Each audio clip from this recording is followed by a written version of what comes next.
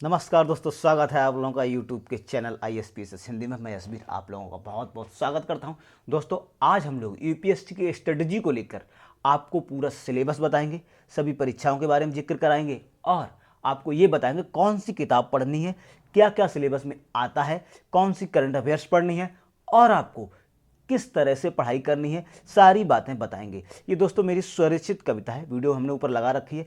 काव्य ज्ञान मेरा एक चैनल है जिस पर हम लोग कविताएं अपनी अपनी पोस्ट करते हैं। तो दोस्तों इसमें मेरी स्वरचित कविता इसमें लिखी हुई है, चाहे तो आप पढ़ सकते हैं अगर आपको अच्छी लगे तो दोस्तों ये मैंने शुरुआत में इसीलिए लगा रखी है।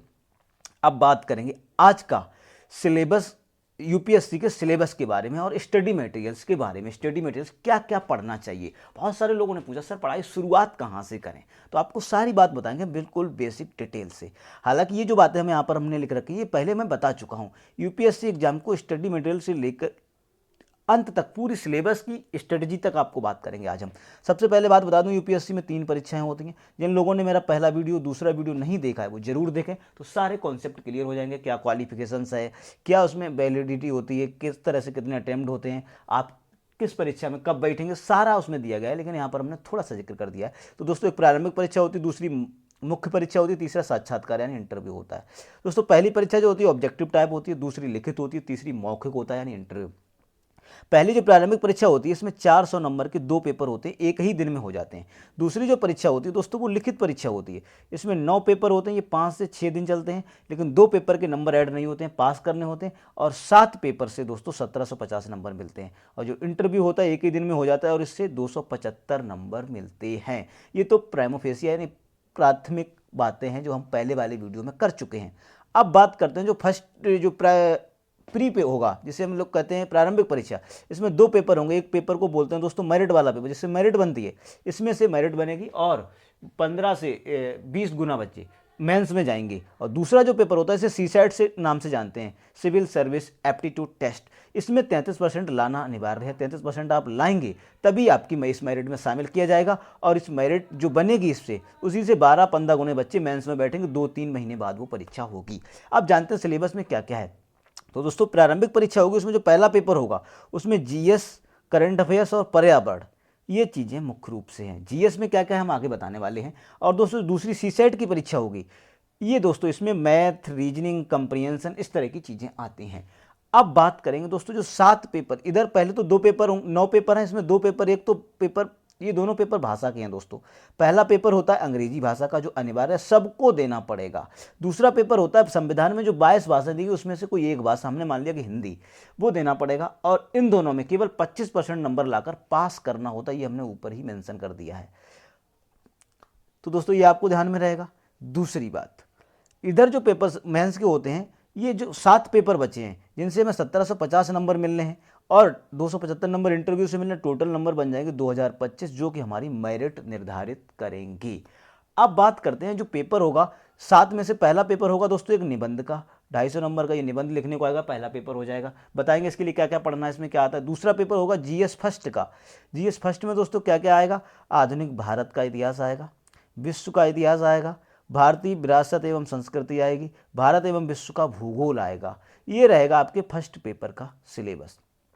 तो ये जीएस फर्स्ट का सिलेबस याद रखना। निबंध के बारे में आपको मैं बताऊंगा कौन सी किताब पढ़नी है, किसका क्या पढ़ना है, सारी किताबें भी बताएंगे। पहले सिलेबस बता दे रहे क्या क्या आना है। इसके बाद दोस्तों बात करते हैं हम लोग जीएस का जो सेकंड पेपर होगा, इसमें क्या क्या आएगा। तो इसके बाद दोस्तों हम लोग बात कर लेते हैं जीएस के सेकंड पेपर में। दोस्तों जीएस के सेकंड पेपर में ये सारी चीज़ें आएंगी जो हमने यहाँ पर लिख रखी हैं। खासतौर से इसे पॉलिटी बोलते हैं, इंडियन पॉलिटी। इसमें क्या आएगा, भारतीय संविधान आएगा, राजनीतिक व्यवस्था आएगी, शासन प्रणाली, सामाजिक न्याय की अवधारणा, अंतर्राष्ट्रीय संबंध।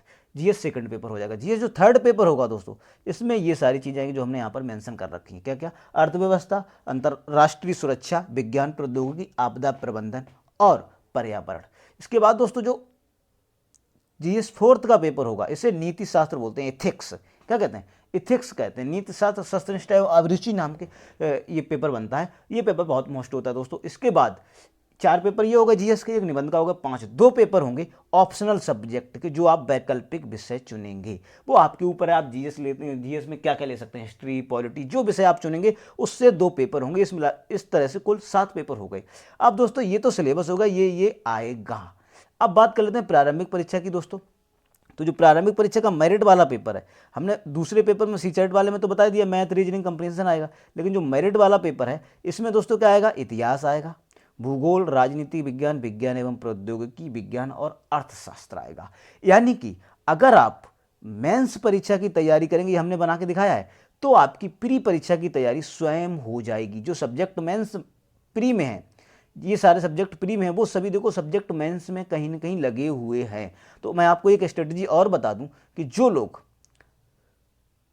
यूपीएससी की तैयारी करते हैं वो प्री की तैयारी बाद में करते हैं, मेंस की तैयारी पहले करते हैं, क्योंकि प्री की तैयारी तो स्वयं ही हो जाती है और इंटरव्यू की तैयारी कोई अलग से नहीं करते हैं। मेंस की तैयारी आप करिए, उसी में प्री की तैयारी भी हो जाती है और इंटरव्यू की भी तैयारी हो जाती है। सारे सब्जेक्ट जो मेंस में है प्री में उससे कम ही हैं, ज़्यादा नहीं है। तो आपको पढ़ना है मेन फोकस मेंस के लिए, उसी से आपका प्री भी निकल जाएगा। ये तो था दोस्तों सिलेबस आएगा क्या क्या। अब बात करेंगे हम लोग पढ़ना क्या क्या है, स्टडी मटेरियल की बात करेंगे। तो दोस्तों आपको बता दूं यूपीएससी जैसी परीक्षा के लिए, देश की सबसे कठिन मानी जाने वाली परीक्षा के लिए स्टडी मटेरियल अथाह किताबें पढ़नी होती हैं। तो हमने इसे डिवाइड कर दिया है दो भागों में। एक मटेरियल को कहा हमने स्थायी मटेरियल। तो स्टडी मटेरियल के बारे में दोस्तों ध्यान रखना दो तरह से, एक स्थायी यानी कि ऐसा मटेरियल जो आपको बदलना नहीं पड़ेगा, एक बार बुक ले लीजिए तो आपको पूरी साल वही काम में आएगा, वही बुक पढ़ सकते हैं आप। दूसरा एक होता है अस्थायी मटेरियल, जैसे करंट अफेयर्स के लिए वो रोज बदलता है, पर डे करंट चेंज होती है, रोज मैगजीन बदल के आती है, रोज न्यूज़पेपर में अलग से अलग क्वेश्चन आते हैं। तो दूसरा अस्थायी माने जो रोज बदलेगा, यानी ये मटेरियल एक बार में आप नहीं खरीद सकते। दूसरा स्थायी जो आप एक बार में ही खरीद सकते हैं और पढ़ाई शुरू कर सकते हैं। तो दोनों को हम क्रम वाइज पढ़ेंगे। सबसे पहले हम लोग पढ़ेंगे इसमें से स्थायी स्टडी मटेरियल, यानी कि इसे आपको परमानेंटली रखना है अपने पास अगर आप यूपीएससी एग्जाम की तैयारी करना चाहते हैं। तो दोस्तों इसमें सबसे पहले मैं सब्जेक्ट वाइज मैंने डिवाइड कर लिया, बात करेंगे राजनीति विज्ञान की, यानी पॉलिटी के लिए स्थायी स्टडी मटेरियल क्या है। इसके लिए दोस्तों मैं दो तरह से मैंने डिवाइड कर लिया। एक तो आपको कक्षा 6 से लेकर 12 तक की सारी एनसीईआरटीज पढ़नी है। दूसरा बुक्स की अगर बात करें, जब आप एनसीईआरटी पढ़ लें तो आपको बुक्स लेनी है एम लक्ष्मीकांत की, न्यू एडिशन जो आया है वो आपको लेना है पॉलिटी पर पकड़ बनाने के लिए। तो दो चीज़ें क्या क्या, 6 से 12 तक की सभी एनसीईआरटी, न्यू प्लस ओल्ड यहाँ पर हमने लिख रखा है, न्यू प्लस ओल्ड दोनों ही एनसीईआरटी पढ़नी है और आपको एम लक्ष्मीकांत की पॉलिटी की बुक पढ़नी है। तो दोस्तों यहाँ से आपकी सारी टेंशन खत्म हो जानी चाहिए कि पॉलिटी के लिए आपको एनसीईआरटी 6 से 12 और एम लक्ष्मीकांत की बुक पढ़नी है। दूसरी बात दोस्तों, कुछ बुकें हम आपको बताए दे रहे हैं जो एनसीईआरटी की हैं। वैसे आपको जरूरी नहीं है कि इनका नाम जानना, आप आराम से एनसीईआरटी 6 से 12 ले लीजिए पॉलिटिकल साइंस की और उन्हें पढ़ डालिए। जैसे 6 से 8 तक जो एनसीईआरटी आती है उसका नाम होता है सामाजिक राजनीतिक जीवन, पार्ट फर्स्ट सेकंड थर्ड। 6 में पार्ट फर्स्ट है, 7 में पार्ट सेकंड है और 8 में पार्ट थर्ड। इसके बाद 9 और 10 में है लोकतांत्रिक राजनीति पार्ट फर्स्ट एवं सेकंड। 11 में जो पॉलिटी है एनसीईआरटी की उसका नाम है राजनीतिक सिद्धांत, भारत का संविधान सिद्धांत एवं व्यवहार। इस नाम से ये किताबें हैं, इसे आप पढ़ सकते हैं। और 12 में है स्वतंत्र भारत की राजनीति। ये एनसीईआरटी की बुकों के हमने यहाँ पर नाम लिख दिए हैं, इनकी आपको जरूरत नहीं है। आप पूरा एनसीईआरटी आपको पढ़ना है 6 से 12 तक, जितनी भी पॉलिटिकल साइंस से रिलेटेड है। इससे आपकी पॉलिटी पर बहुत अच्छी पकड़ हो जाएगी। फिर आप अगर एम लक्ष्मीकांत भी पढ़ेंगे तो भी बहुत अच्छे से समझ में आपको आएगी। तो इतनी बात आप ध्यान रखना कि आपको दो चीज़ें पढ़नी है। क्या क्या, ये सारी एनसीईआरटी की बुकें जो हमने यहाँ पर लगा रखी हैं ये आपको पढ़नी है, और दूसरी चीज़ ये बुक पढ़नी है एम लक्ष्मीकांत की। इससे ज़्यादा आपको किसी चक्कर में नहीं पढ़ना, आपके सारे कॉन्सेप्ट क्लियर हो जाएंगे। अब बात करेंगे दोस्तों हम लोग हिस्ट्री की। इतिहास के लिए क्या क्या पढ़ना है तो उसकी भी हम बात आपसे डिटेल में कर लेते हैं कि इतिहास में आपको क्या क्या पढ़ना है। तो दोस्तों हिस्ट्री की अगर बात करें तो हिस्ट्री में आपको दो तरह से, इसमें भी मैंने डिवाइड कर दिया। एक तो एनसीईआरटी पढ़नी है 6 से 12, न्यू प्लस ओल्ड। और बुक्स की बात करें तो बिपिन चंद्रा की बुक इतिहास की बहुत अच्छी आती है, उसे आपको पढ़ना है पूरा का पूरा। लेकिन कब, जब आप एनसीईआरटी पर पकड़ बना लें। तो दोस्तों एनसीईआरटी की बुक की टेंशन मत लीजिए, मैं अपने टेलीग्राम चैनल पर भी सारी बुकें अपलोड करूंगा और आपको प्रोवाइड कराऊंगा। चाहिए अगर आप चाहें तो उनके नोट्स भी दे दूंगा, जिस तरह से मैं बनाता हूं आप उसे देख सकते हैं। और मैं एनसीईआरटी रेगुलर पढ़ाना भी स्टार्ट करूंगा बहुत ही जल्द। मैं एनसीईआरटी भी और लक्ष्मीकांत की पॉलिटी के लेक्चर भी शुरू कर दूंगा इस चैनल पे। अधिक से अधिक लोगों को जोड़िए ताकि हम अच्छे से बैच चला सकें। पूरी एनसीईआरटी पढ़ाऊंगा A to Z, और अलग से जो एक्स्ट्रा बुकें बतानी ये सारी बुक की भी मैं प्रैक्टिस करवाऊंगा। लाइव वीडियो के माध्यम से। तो दोस्तों एनसीईआरटी पढ़नी है, एनसीईआरटी में कुछ बुकों के हमने यहाँ पर नाम लिख रखे हैं, वो आप ध्यान रखना। क्या क्या, 9 से 10 की जो बुक है उसका नाम है भारत एवं समकालीन विश्व फर्स्ट एवं सेकंड। ये इतिहास की बुक होती है 9th एंड 10th में एनसीईआरटी की। और 11th में जो एनसीईआरटी में भूगोल की किताब होती है उसे बोलते हैं विश्व इतिहास के कुछ विषय। और जो 12th में होती है वो होती हैं भारतीय इतिहास के कुछ विषय, फर्स्ट सेकंड थर्ड। ये एनसीईआरटी की किताबें हैं, आप इन्हें पढ़ेंगे ही पढ़ेंगे, इनके बिना आपका काम चल ही नहीं सकता। अब बात कर लेते हैं अर्थशास्त्र में क्या पढ़ना होगा दोस्तों। तो अर्थशास्त्र की अगर बात करें तो अर्थशास्त्र में भी दोस्तों हमने सिलेबस को 2 पार्ट में डिवाइड कर रखा है। एक तो आपको 6 से 12 तक की क्या पढ़नी है, एनसीईआरटी पढ़नी है। कुछ एनसीईआरटी की बुक का भी हमने नाम लिख रखा है, ये दोस्तों यहाँ से यहाँ तक ये सब एनसीईआरटीज ही हैं। और रमेश सिंह की आपको बुक पढ़नी है। तो 2 चीज़ें पढ़नी है, क्या क्या, 6 से 12 तक की एनसीईआरटीज और रमेश सिंह की बुक। एनसीईआरटीज के ही नाम लिखे, कुछ अलग नहीं है। 9 में एनसीईआरटी है उसका नाम है अर्थशास्त्र, 10 में है जो 10th की क्लास में उसका नाम है आर्थिक विकास की समझ, और 11th में जो है भारतीय अर्थव्यवस्था का विकास, और जो 12th में उसमें है समष्टि अर्थशास्त्र एक परिचय और व्यष्टि अर्थशास्त्र एक परिचय। ये एनसीईआरटीज हैं आपकी अर्थशास्त्र से संबंधित, इन्हें आपको पढ़ना ही पड़ेगा। अब बात कर लेते हैं ज्योग्राफी की। तो ज्योग्राफी में भी दोस्तों मैं आपको बता दूं, आपको एक तो सारी एनसीईआरटीज पढ़नी है 6 से 12 तक की। एनसीईआरटी के बिना कुछ नहीं होता यूपीएससी एग्जाम की तैयारी करने वाले स्टूडेंट्स के लिए। दूसरा आपको पढ़ना है बुक्स, इनका नाम है माजिद हुसैन साहब की आपको बुक पढ़नी है ज्योग्राफी की। और आपको मानचित्र यानी एटलस पढ़ना है, ऑक्सफोर्ड का एटलस लाकर आपको रखना है, ये तो आपके साथ होना ही चाहिए। इसके बाद दोस्तों 5वीं जो पुस्तक है वो आपको पढ़नी है भारतीय कला एवं संस्कृति, और ये पुस्तक इसके राइटर मैं आपको बता दे रहा हूँ, इनका नाम है नितिन सिंघानिया। इनकी आपको पढ़नी है भारतीय कला एवं संस्कृति। तो दोस्तों ये किताब आपको खरीदनी है। और भारत की आंतरिक सुरक्षा की आपको किताब पढ़नी है नंबर 6 पर, और ये किताब के राइटर हैं अशोक कुमार एवं विपुल। इनकी ये किताब पढ़ना है आपको, बहुत अच्छी बुक है, ये भी आपको पढ़नी होगी। इसके बाद दोस्तों पर्यावरण के लिए आपको जो किताब पढ़नी होगी वो माजिद हुसैन की पढ़नी होगी, बहुत अच्छी किताब है यूपीएससी एग्जाम के लिए। और इसके बाद अगर हम बात करें नीति शास्त्र, इसे एथिक्स कहते हैं, इसके लिए आपको स्पेक्ट्रम पब्लिकेशन की किताब पढ़नी है। नीति शास्त्र के लिए किसकी पढ़नी, स्पेक्ट्रम पब्लिकेशन, और चाहें तो आप अरिहंत पब्लिकेशन की भी पढ़ सकते हैं। निबंध के लिए अगर ऐसे की बात करें तो स्पेक्ट्रम पब्लिकेशन की ही आप किताब पढ़ेंगे, जो कि आपके एग्जाम के पॉइंट ऑफ व्यू से बहुत इंपॉर्टेंट होगी। तो ये दोस्तों सभी राइटर्स के नाम लिखे हैं। सीसेट के लिए अगर आपके लिए बात करें हम, तो सीसेट के लिए आप स्पेशली वैसे कोई खास पढ़ने की जरूरत नहीं होती, फिर भी आप चाहें तो पढ़ सकते हैं टीएमएस पब्लिकेशन की और वार्षिक आर्थिक सर्वेक्षण। 2 चीज़ें पढ़ेंगे, टीएमएस पब्लिकेशन की बुक पढ़ेंगे और वार्षिक आर्थिक सर्वेक्षण जो आता है वो आपको पढ़ना होगा। इससे आपका सीसेट अच्छे से क्लियर हो जाएगा। तो दोस्तों ये था स्थायी मटेरियल जो कि आपको रूम पर परमानेंटली रखना है यूपीएससी की तैयारी करने से पहले।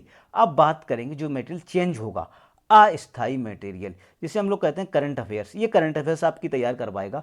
इसमें अस्थाई यानी कि बदलता रहेगा, हर महीने हर पर डे चेंज होता है ये। तो दोस्तों इसमें सबसे पहले तो आपको न्यूज़पेपर पढ़ना है, और हिंदी वाले बच्चों के लिए खास तौर से न्यूज़पेपर जो मैंने नाम लिखे ये अवेलेबल है हर जगह पर, आप हिंदी में भी इन्हें ले सकते हैं। दैनिक जागरण, नवभारत टाइम और हिंदुस्तान, इनमें से आपको जो पेपर मिल जाए हिंदी माध्यम वालों को वो आप पढ़ लें। अंग्रेजी माध्यम के लिए तो और भी बहुत सारे, लेकिन हिंदी माध्यम वालों के लिए ये पेपर मस्ट है। इनमें से जो आपको अवेलेबल हो जाए वो आप पढ़ लें, और हो सके तो इनमें से कोई 2 पेपर लेके आप पढ़ सकते हैं। दूसरी बात करेंगे, एक आर्थिक अखबार आता है दोस्तों अर्थशास्त्र का, बिजनेस स्टैंडर्ड पब्लिकेशन का आता है, इसे आपको पढ़ना है।